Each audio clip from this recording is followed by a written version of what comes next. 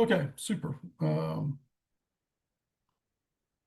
right, so I think most of you guys are familiar with SmarterServices. In case some of you are not, we've been around for a long time. 24 years is almost forever for an ed tech company. But over that period of time, we've served well over 1,000 institutions. We've served millions of students, primarily with two solutions. You may know us through our other tool, Smarter Measure. It's an assessment that quantifies learner readiness based on non-cognitive traits and attributes and skills. What we're going to be talking about today is Smarter Proctoring, which is our multimodal proctoring platform, and how that platform continues to evolve to detect and deter use of AI during assessments. Um, we have currently 18 clients in Texas, so we've got a good footprint in your state. Some of those listed are multi-campus or multi-college institutions, so the count may actually be a little bit higher than 18. If you're not on that list, you can relax. I'm not here to sell you anything today, but tomorrow I'd be glad to. But today we're going to be talking about these issues. But if anything I say today is of interest, you'd like to learn more about our services, just let me know. So I have to set the context for what smarter proctoring is and what it does so that you can kind of understand how it's used to counteract AI. So over on the right side of that Venn diagram are the virtual proctoring modalities. And these are common pretty much across all vendors that provide proctoring, right? There's automated proctoring where AI is watching the student. There's record and review where AI watches the student, and then a trained proctor reviews it after the fact, cutting down that workload on the faculty member to eliminate all the false positives and such. And then there's live virtual proctoring, where a live human is watching the student in real time. And those modes are common across most proctoring vendors. Now, what separates us is over on the left side, the face-to-face. And it's a differentiator because it really goes back to the very beginning. Back in 2004, we launched testproctors.com. And that was the very first proctoring solution that was on the internet. So we're actually the oldest proctoring solution out there. ProctorU came along in 2008 with virtual proctoring, but 4 years earlier, we'd already started working with face-to-face proctoring. And here's how that happened. I had been working as a dean of distance learning at a state institution that had a large distance learning program. And these were in the days before virtual proctoring, so all online students had to find a place to take their exam. And so that state school had 6 full-time state employees that did nothing but organize proctor assignment for students. It was a huge hullabaloo, right? A student wants to take a test. You've got to find somebody in your area where you can take the test. You've got to get that person approved. The faculty member or this person has to send them access to the text. It was a lot of balls to keep in the air. And so I said, you know what? There's got to be a web-based database solution to this so that a student who needs to take their test somewhere else can kind of like, when you go to Google Maps and you say, show me the restaurants near me, that they could just say, show me the testing centers near me, right? And it's going to tell that person, here are places around you where you can take your test. And it's not going to tell you where those places are. The student, through our interface, can actually schedule for their virtual proctoring at those places. They don't have to call them or fill out some other web-based form. And so it's all very easy and cuts out a lot of the middleman. And so that's where we started, and that's what has continued to evolve over the decades. Our database is the largest database out there of testing centers. It includes collegiate testing centers, professional testing centers, proctoring professionals who are persons like, education service officers on military bases, and there are even some instructors as proctor for their students. And so that's face-to-face proctoring that we provide. It's all in the same LMS embedded interface. So in the same workflow that a student schedules a virtual exam, they can schedule a face-to-face exam. Why is that important to our conversation today? Well, let's say that that we're doing virtual testing with a student and our live proctor detects that they're running OBS, that software we were talking about. And we're like, look, you're running this software, you can either let us turn it off or, you're going to have to go somewhere else. And the student, says, look, you're not going to do that on my computer. Then we can offer another option, and that's for them to test at a face-to-face center, right? And we can make that option easy to schedule and easy for the student to do. So that's one workflow that it's good for students that either don't meet the criteria for virtual proctoring or they just don't trust it. There's a lot of students that are like, you're not turning on my camera because I don't have confidence that after the test you're going to turn it off and you guys are going to be peeping in on me after the test, which we 100% are not, but people think you are, right? And so there are some students that their own security, they're like, I don't want a virtual test on my computer. I'd rather go down to the testing center and take it. Okay, we got you. A second use case for for physical testing centers are neurodiverse learners. There's a lot of research out there that shows that persons who are neurodiverse experience a much higher level of test anxiety because they're being constantly watched on their webcam by a stranger. Very anxiety evoking, and it really prevents them from being able to demonstrate what they know on the test. And so for those persons going to their own local testing center where they may know the people, that's so much more comfortable. And so for them to be able to comfortably, go through the same workflow and schedule at that testing center, it's a much more better situation. And then finally, it's a layer of legal protection. There was one lawsuit already where a student sued their institution, saying that they were forcing them to do virtual proctoring, and they felt like it was a violation of their privacy, and so they sued the school. Well, because that school wasn't giving them another option.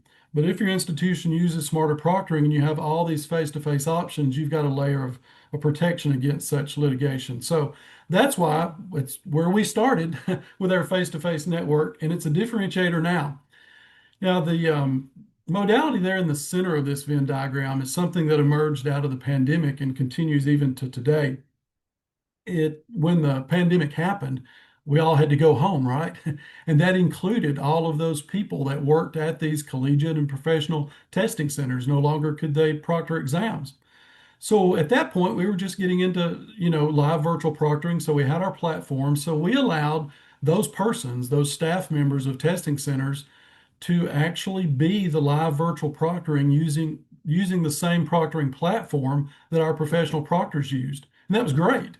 And so many of them, after the pandemic ended and we were able to go back to work, those testing centers saw an opportunity there, an opportunity to expand their scope beyond just their geographical limitation of people that could drive to their testing center. And so now a lot of schools really make virtual testing with their own employees as the proctor available to their distance learning students, regardless of where in the world they are, or maybe, distance learning students of other schools even. It's a way that, some testing centers are really expanding their scope and making a lot of money that way, right? So, and there's also the old adage of, if you want something done right, do it yourself. And so a lot of schools I know have expressed, unhappiness with live proctoring solutions, saying, oh, it takes too long to onboard and the proctors really aren't watching and all those things. Well, this gives them a chance to do it themselves, right? And so your testing center can add staffing and be a virtual test center where your employees use the exact same proctoring platform that our professional proctors use. So I describe that larger ecosystem of smarter proctoring because when we get into these issues about using AI, kind of like the one Brad, that you asked me about earlier, it's good to have an option. It's good to have a proctoring modality option. And so we provide 7 proctoring modalities, which is more than any other proctoring provider. So what we're going to talk about today is first of all, just kind of this whole challenge about AI. And it's so rapidly changing when it comes to testing. We're going to talk about why using a single camera is good, but 2 cameras are great, right? We're going to talk about how locking down the browser is good, but locking down the entire computer and the entire room is great.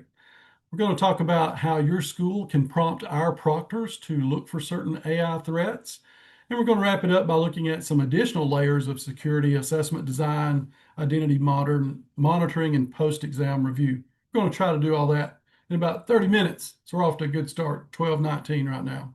So Mac, I got a bit of a question for you. Okay. Um, when it comes to this service, it comes to this thing that is desperately needed for verification of validity of the learning process. But at the same time, you're talking about the range and tools seem to be everything from that lock on the gate that keeps honest people honest, all the way up to the really scary big brother, a live person watching you testing. How do you start that conversation with people that are going to be uncomfortable with whatever you decide on? Yeah. Well, the conversation often starts with faculty and or their administrators. And that conversation is about mapping the appropriate modality to the nature of the exam. There are some exams, unit test, that are lower stakes and less intrusive proctoring modalities like automated proctoring may be good enough for that. But for higher stakes exams, whether you consider that the final exam in the course or definitely, exams that you take, at your end of your degree program, credentialing type exams, those are very high threat, and so they need a very high level of security. So I think it starts there on the school side about deciding which modality. And I should have said that while we do offer 7 modalities, your school does not have to adopt all 7. You have those conversations about which ones you think are appropriate for your students. And if the school administrators make that choice that, look, we're only going to make automated and record and review available, those are the only 2 modalities that their faculty will ever see, right? And so the school's in control. They delegate secondly to their faculty. And then the faculty members, and this is where I'm going on a subsequent slide, conversations about academic integrity and AI within that realm of academic integrity need to be a part of the conversations of our courses, right? And so faculty members then need to talk to the students about the nature of assessment and why we're measuring what we measure and why it's in their benefit to be able to demonstrate what they know as a student in a controlled environment so that there's no questioning of their credential. That, an employer can't say, well, did you cheat your way through that? They can say no, because my school had a very high level of security of examinations. So it's really to their benefit, not only to learn the material, but to demonstrate that learning in a controlled environment. Thanks for that insight, Mac. Well, it was a very good question. It's a good segue to this slide here where we're talking about this threat that AI is now posing. And every conference you go to, every session is about AI, right? And so here's another webinar about AI, but it's such a popular topic because it's a new thing, and it is a real threat, and it's something we've got to wrestle with as educators, right? Tools like ChatGPT are so easy to use, right? It's so pervasive out there that to the point that the real question is not are students using AI? It's did they use AI during the assessment? That gets back to that validity of their credential that I just mentioned. Came across this statistic. It's a 2026 survey, the Pure Spectrum survey by bestcolleges.com. 56% of students reported having used AI tools on assignments or exams. And that's the ones that admitted it. I think that number is probably higher, right? Especially if you're looking at assignments and exams. So our students are using AI. A phrase that I saw recently was convenience changes cognition. And I know that's true because I remember the phone number of the house I grew up in decades ago. And I know my wife's phone number because I know I better. But my daughter's phone number, I love her dearly, right? I don't know her phone number. I know what she looks like. I don't know if I touch her face on my phone, it will call her. But convenience changes cognition. And so the real threat that we as educators are wrestling with is the fact that when learners use AI as a shortcut to do something that should be involving thinking, it's changing their level of cognition. So let me we're doing good on time. It's 12:24. Let me take a 5 minute get up on my pulpit here and tell you as an educator what I think about this, right? So there's not a PowerPoint slide for this. This is Mac Adkins talking. This may not necessarily represent everybody at Smarter Services, maybe. But here's what I think about it, and I'm curious if this gets any feedback to the degree that which you do think about this. I think that we as educators need to discuss with our students in every course. I mean, not just an ethics course, but in biology courses, in journalism courses, in engineering courses, in all courses, we need to talk about the role of AI right now as a student, but even more importantly, once they're a professional, how will they be using AI in that profession? Chances are they're going to be using it a lot. Hey, guess what? It built some of these slides, right? That's okay because I'm the one talking about it. I thought through it, but I use AI a lot in my job. And so seeing that as a fact that we need to prepare students for the use of AI, we need to figure out how they can responsibly and appropriately use it in our courses as well. Because I see sort of three levels of knowledge that we've got to, as educators, teach our students. First of all, there's what I think of as quick knowledge. These are facts that as a professional, you've got to be able to recall top of mind. I mean, a great example of that is a nurse, right? That nurse has to understand medicine interaction very quickly, right? And so if a patient's about to be given one medicine and that's going to interact with something else, I mean, that's knowledge that they need to know, right? They don't need to have time to look that up, right? That's quick knowledge. They also need to have deep knowledge. This is a conceptual understanding of the constructs that we're dealing with, because as a professional, they're probably going to be called to problem solve. So think about an engineer. There's something they're dealing with in their world of engineering, and they need to have a deep understanding of the principles of physics, right? Maybe they're trying to lift some air conditioning unit to the top of a building. And as an engineer, they're deciding how to safely do that. Well, they've got to understand those principles of physics at a deep level to problem solve and identify any of the challenges and threats, right? So you got to think quickly, you got to be able to think deeply.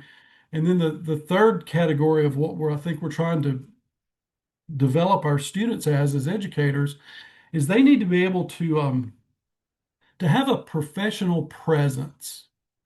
By that I mean, can they appropriately wear the degree? I mean, students are going to be walking out of our program with a bachelor's, a master's, or a doctorate degree in whatever we're teaching them. And that credential is going to have your school's name on it, right? And they're going to go into their employer. And can they walk the walk? Can they talk the talk? Can they look professional? And this comes back to those non-cognitive traits and attributes and skills that we measure at the very beginning with Smarter Measure. That's their control over procrastination, their willingness to ask for help, their locus of control, all of those things that really describe them as a learner also are going to describe them as an employee, right? And so we're developing people, as professionals. And a big part of that is developing them to be ethical persons, right? Because employers, they demand you to be ethical, right? If not, you get fired. And so that's a conversation we've got to have with our students. And so in that conversation, what I think we need to do with our students is communicate to them is that, look, I'm going to give you a chance to demonstrate what you know. And for that quick knowledge, that may be through multiple choice tests or fill in the blank test or those kind of of assessment items. That's how we're measuring that quick knowledge. And, you may answer 50 questions about the same construct because I want to make sure you know this top of mind. For that deep knowledge, well, you may be measuring that with situational judgment test, where you describe a scenario and they choose the best action to take. Or you may use oral exams.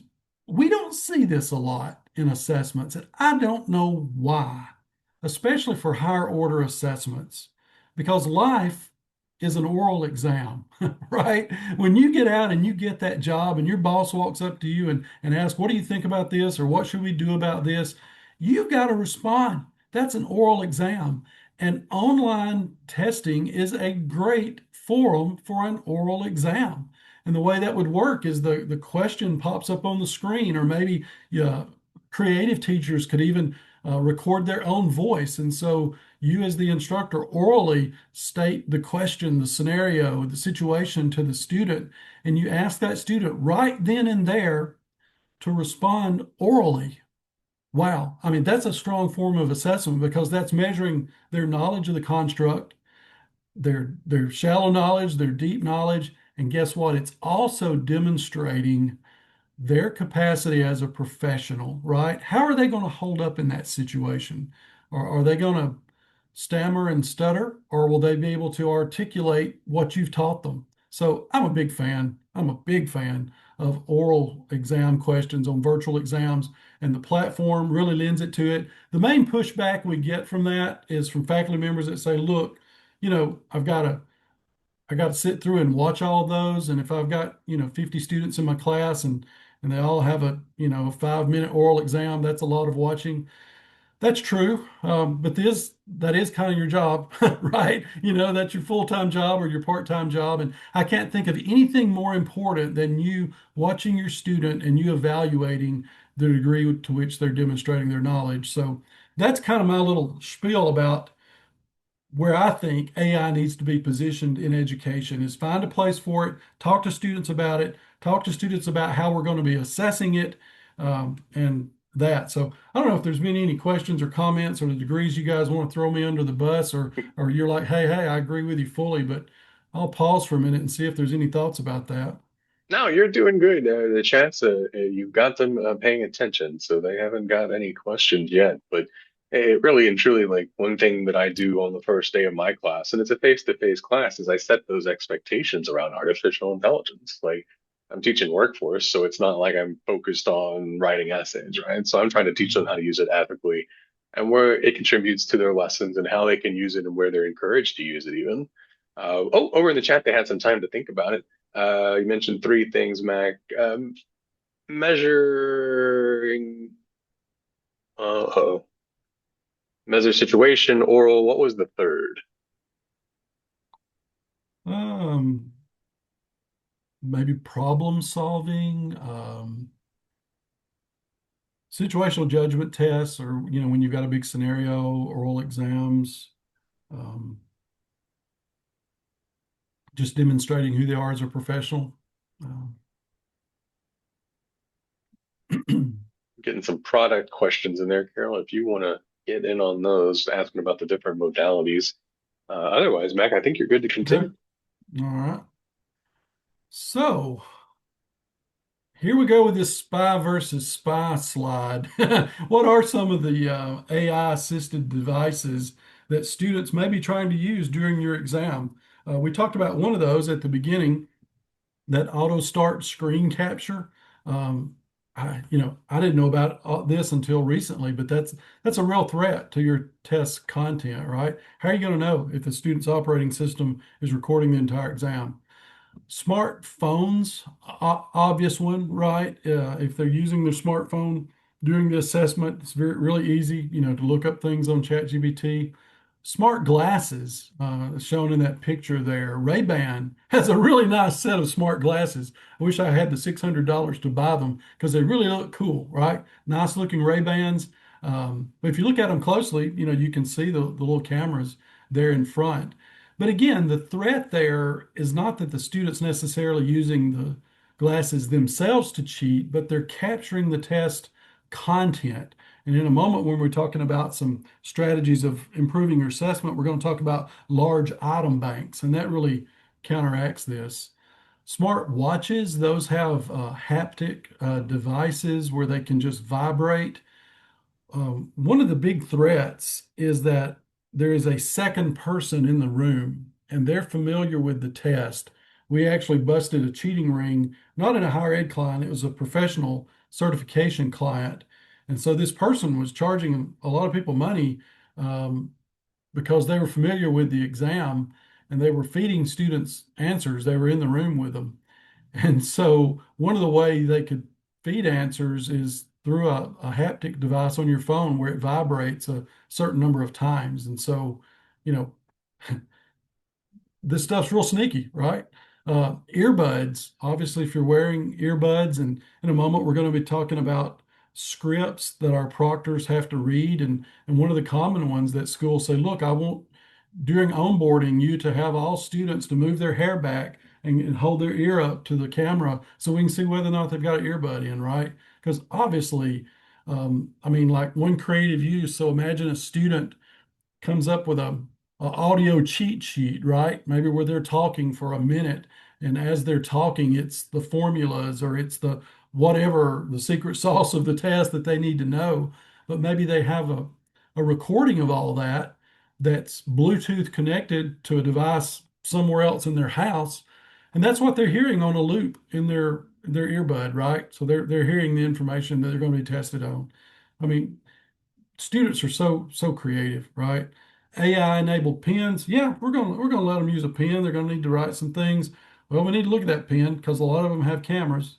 Um, AI voice assistants, Alexa, Siri could easily be prompted if you're not, transcribing and watching that audio. Other wearables like pendants on necklaces could be used to capture the content of the test. So these students and their devices are smart. So that's why you need a proctoring solution that's smarter. So that works out pretty good for us, right? Because we're smarter proctoring. So let's talk about what was advertised in the topic of this webinar of using two webcams. All virtual proctoring is using a single webcam, right? And that's good. It's not great. It's good because that single webcam, you're seeing the student's face and their body. You're seeing the immediate area right in front of the screen. You're looking at lighting changes and posture cues. You're observing what's right in front of you. There's a big blind spot with a single webcam. What it's not seeing is that smartphone that's sitting just out of frame. It's not seeing that post-it note that the students put on their screen after, they get started. It's not seeing the AI chatbot, the notes or materials, right below the laptop on their desk. It's not seeing that other person in the room that's feeding them, answers. So there's a big blind spot with a single webcam. So a second camera really changes the view. And here's how that process works. So it's most of the time it's a smartphone, could also be a tablet that's used as the second camera. Um, sure, there are some students that don't have a smartphone, but I don't know anybody that doesn't know someone else that has a smartphone. So with a little bit of effort, and they're alerted to this up front, they can find that second device, right? I mean, they found some device to take their online course with, so they can find this second device for the second camera. And so the first step is the instructor has to enable it. By default, second camera is turned off in our virtual proctoring modalities. So the faculty member has to say, hey, I want to use this second camera. I don't think I mentioned it on this last screen. Yeah, up there in the upper right-hand corner, no extra cost, which is very important to faculty. They want to know, is it going to cost my school or my student more if I turn on the second camera? Absolutely not.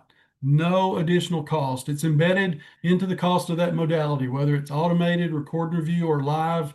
You don't have to pay anything extra if the faculty member decides to turn on the second camera. And then the way it's connected is really slick. Most of you have been to a hotel where you want to log into your Netflix account on the hotel TV, and up pops a QR code, and you hold your phone up to the TV and push the button, and it connects your phone to that TV, and it validates you. Same way this works, right? The student is shown a QR code. They hold their smartphone camera up to it or their tablet camera up to it, press a button, and it automatically connects. It's really smooth, very quick how it works as well. And then, as you're about to see in this video, the phone or the tablet is positioned either to the side or to the back, and that's up to the faculty member. If you're a math faculty member and the student's going to be using scratch paper to do the actual computations, you'd like to see the student's hand, working it out, right? And so you may want them to position the second camera over, to the right or the left, so you're looking at the workspace where the laptop is. Or maybe you're more concerned about somebody feeding the answers. Well, then you, the faculty member, can say, look, I want the second camera put behind the student and up high so that I'm looking at kind of the whole room. Because, yeah, we're going to do a room scan at the beginning, but that's a point in time, right? Yeah, there may not have been a second person in the room during the room scan, but as soon as you do it, they walk in, right? So the second camera, if it's looking over the student's shoulder, is looking at the whole room. That's what I call locking down the room, not just locking down the browser. And so the Proctor and the AI monitor both camera angles. So we've got AI running on the second camera, just like we do the primary camera. So here's a little video. It's really short. This is one of the tools that we provide to students as they're like, hey, I've got to take this test. It requires a second camera. I have no idea what that means. They can watch this short little video, and it's going to show them kind of what that experience is like.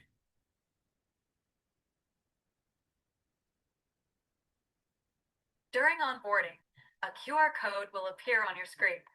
Grab your mobile device and scan it, then grant access when prompted.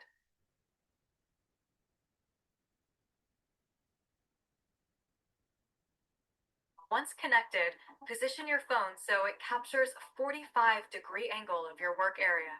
You'll want your hands and your desk clearly in view. No stand? No problem. Prop your device against a few books or a mug to get the right angle.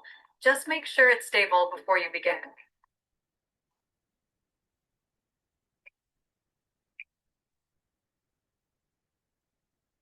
Okay, so that's one resource that we provide. Some schools create their own tutorials like that show their students how to do it. But once a student has done it one time, there's no problem with it after that. Another thing that I want to mention when it comes to combating AI is a part of our proctoring platform called the magnifying tool. So imagine you're a proctor and you're monitoring this student, and maybe you're using a second camera, or as in this image, you're looking at the primary camera, and there's some things in the background that you wonder about. Wouldn't it be great if you could zoom in on that? Well, this little video is just a demonstration of that. There's no sound to it, but it's showing how a proctor might look at some things in the student's environment and then kind of zoom in on it.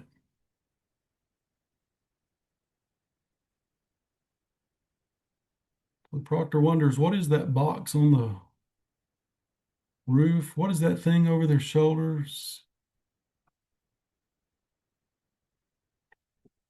So that's how a proctor can use the magnifying tool to look at any part of the screen. What you're looking at there is one screen that's showing in the upper left, the student's screen, what they're seeing. And then you're seeing the primary camera. And then you're seeing the timeline of any anomalies that are being shown. All of those screens are dynamic. The proctor can drag and resize so that camera view of the student could be made really, really large. But even then, if they want to use the magnifying tool to drill in further, they can do that. So that's something, is knowing that we can take a granular look. Why is that important for AI? If you suspect that a student is wearing smart glasses or they've got in earbuds, then they can hold the glasses up to the camera. They can turn their ear to the camera, and the proctor with that magnifying view can take a closer look. All of that using the magnifying tool is a part of the recording, right? So it's going to be documented what the proctor saw. Now, I talked about how locking down the browser is good, but locking down the whole computer is even better. And I hinted at that a little bit in the opening. We're all familiar with browser lockdown. Every form of virtual proctoring has locking down the browser, and you got to do that, right? I mean, that's just common sense. You got to make sure that they're not, copying and pasting and opening new tabs and taking screenshots and all those sorts of things. Locking down the browser achieves that. But in this spy versus spy environment, there are so many more threats, like that software I mentioned that's doing a screen capture of the full test, or that Bluetooth connection where it's sending information to the student from their laptop to the earbud, all of these sorts of things. So we have, in addition to locking down the browser, which we call secure session extension, we have another option called Secure Session App. It is an additional download, so it takes another 30 seconds of the student's time to do it. Um, but then once they're running that app, what it's showing our proctors at the operating system level is all of the processes that are running on that computer. We've got an extensive list of good things and bad things, right? And we can turn off or turn on. Again, the student's made aware of this. That's where some students would say, you're not going to do this on my computer. And that's when we say, hey, I get it. You're afraid of this level of control. Here's how you schedule to take your test at your college's testing center or in a testing center near you, right? Giving them another option. But as you mentioned earlier, Bradley, it's keeping honest people honest, and definitely the honest people are not going to be going to this level, to have these kind of apps running in the background. But for very high stakes tests, where you want to make sure that there's nothing running in the background, Secure Session app is there for you. And just like with Second Camera, there's no extra cost for using that level of security. Here's a resource. I'll send it to Brad and he can distribute to you guys after the webinar. But it's like a handout you'd give to your faculty members to help them decide if the app, that higher level of security, is appropriate for this test or not, right? So it helps the faculty make that decision. Um, Next thing is how your school can prompt our proctors to look for things that your school considers an AI threat. And when you do that through custom onboarding scripts, when a student is coming into a live testing session, there are scripts that our proctors are trained and required and evaluated on that they have to read that script verbatim to the student. That script can contain instructions like, hold your hair back so we can see your ear. If you're wearing glasses, hold them up to the camera. Um, those sorts of things to prompt our proctors to check for that. Um, and again, they can use that magnification that we were talking about earlier. The scripts can contain additional institution-specific information, such as your academic integrity pledge or your honor codes or other instructions. And during this onboarding process, it's already being recorded. This is a part of the archive, right? And so during this recording process, the student is going to have to give their consent. So that consent is a part of the recording. So the point with scripts is you as an institution are in control of crafting the degree of rigor or severity or how our proctors instruct your students, right? They do that through the custom scripts. Here's an example of one there where the proctor may be prompted to read, you are allowed to use scratch paper. If you're going to use this item, please hold it up to the camera so I can inspect it. And then there in gray, you see below it some instructors to the proctor of generally any blank paper, formula sheets, etc. should be held up to the webcam to ensure they conform to the rates. So as you see there, that's how your school is in control of the live proctoring environment. We're getting near the end here. Assessment design. As an educator, I'm passionate about this one. We can have all of the spy versus spy technology things watching each other, but test design is paramount, right? One of the things you can do is have a large question pool. That way, if the students are using the smart glasses and they're, capturing copies of your test, well, your test is pulling from a large item pool. So instead of having an item pool of 20 questions, what if you have 100 questions or 500 questions? And I know what you're thinking. Oh, it's so hard to create question and item pools. It is. Well, again, think like spy versus spy. Use AI. Upload the chapter of your textbook into Claude and tell it to write 100 multiple choice assessment questions with plausible distractors, and it'll do it. Yeah, you've got to read them and check it and make sure it's not hallucinating, but it so takes the work out of it, right? So you use AI to craft your large item banks, right? And then randomize the questions from that item bank. Have shorter time limits. Do question by question navigation so they can't take a picture of the full exam at one time. Personalized data sets. Some of your assessment engines are very sophisticated, and like for a math exam, sure, they can all test the same process, addition, subtraction, whatever you're doing. You're probably not teaching a basic math class like that, but whatever I'm not a math person. I can't even think of an example, but some higher order math, it could dynamically create questions. You know what I'm saying? They have different numerals in it, but have the same result, right? So you can have sophisticated data sets. Oral interviews, that's the oral questions. I love that. Think about using that. Essays, prompt, reflection. Look there at the bottom. If all else fails, look at your learning objectives, right? Because they're going to be higher order. So develop, these application, these synthesis level questions that are going beyond just that basic knowledge. Identity verification and continuous monitoring, definitely we've got to make sure that the John Doe who should be taking the test is the one taking it. So we do that up front with the proctor, looking at their ID, making sure that that face and the name and all that matches. But then what we do is we make sure that that face remains constant during the entire exam. We do not store biometric information. We also do not store financial data because some schools make their students pay for their proctoring modalities with their credit card. We don't want to be that big of a target for hackers, right? We don't want to keep your students' biometric information and financial data, so we don't keep it after the session. But the way we use the biometric data during the session is to make sure that the same face that starts the exam is the same face throughout the exam. And that involves what we call liveness detection, which is making sure that the student is not spoofing the video feed or an image with a pre-recorded video loop. Students have tried that. I'm telling you, they get really sophisticated.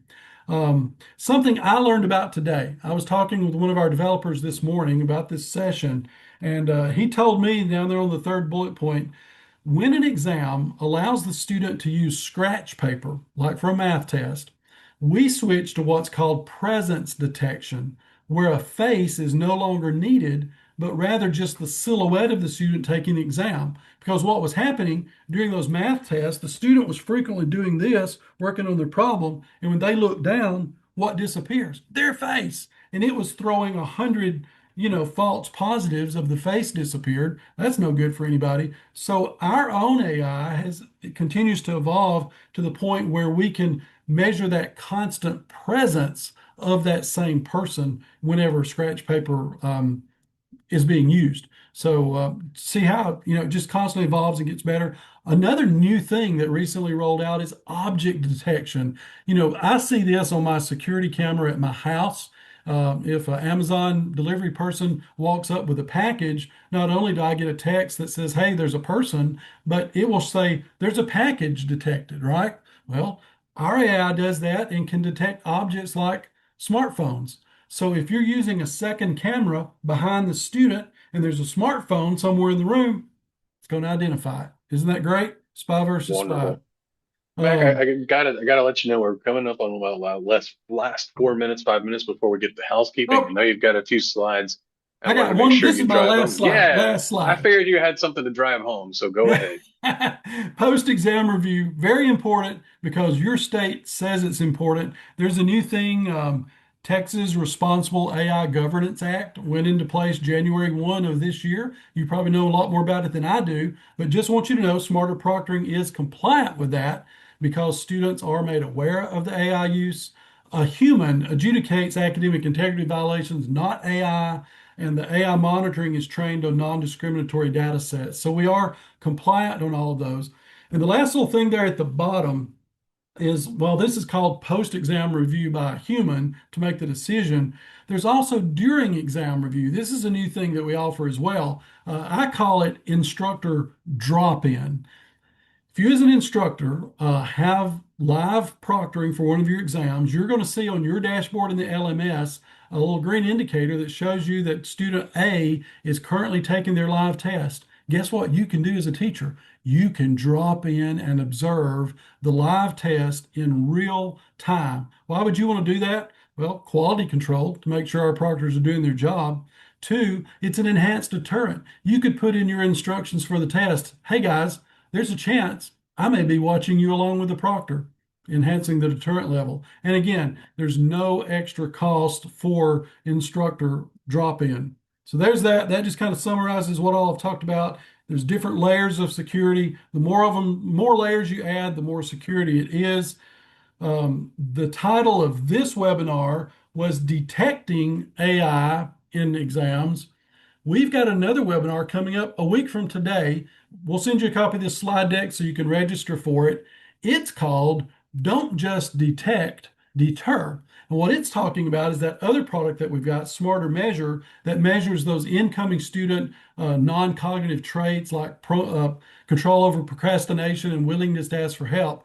Guess what? The research that so strongly has said that those factors are predictive of retention also may be correlating with learners who are more likely to cheat.